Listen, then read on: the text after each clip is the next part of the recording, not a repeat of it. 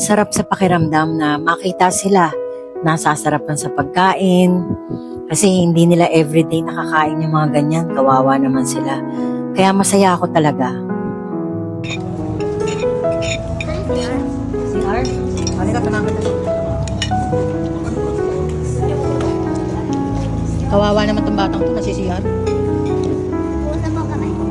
CR ka ba? Doon sa kabila. Malaki kasi ito eh. Kaya. Napakalinis ng batang to oh, naghuhugas pa. Hilig pala itong batang to sa kalamansi. Ang saya-saya talaga nila. Tita mo, naglalaro pa. Merong mikasa na volleyball.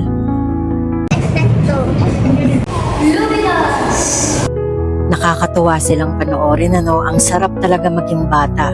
O, napagod na, natulog pa, di ba? Ay, ang sarap naman talaga sa pakiramdam. Pwede ibalot yung natira. Ibalot ko lang para kay mama. Sige. Pwede pwede ko yung sizzling tofu. Uwi ko po para kay daddy. Para sa daddy mo? Sige. Ayan, tapos ko na silang pakainin. Kailangan ko na silang i-let go. O, paano? Nabusog ba kayo?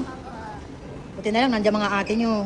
O, ito baon mo para pagbalik mo sa kalsada, may pangkain ka pa. O, ito rin, ha? Magpakabait kayo. Ay, pwede na po mauna na.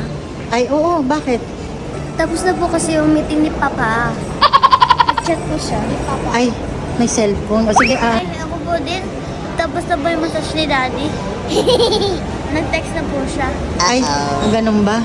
O, sige, mag-ingat ka, ha? 哎呦我的妈！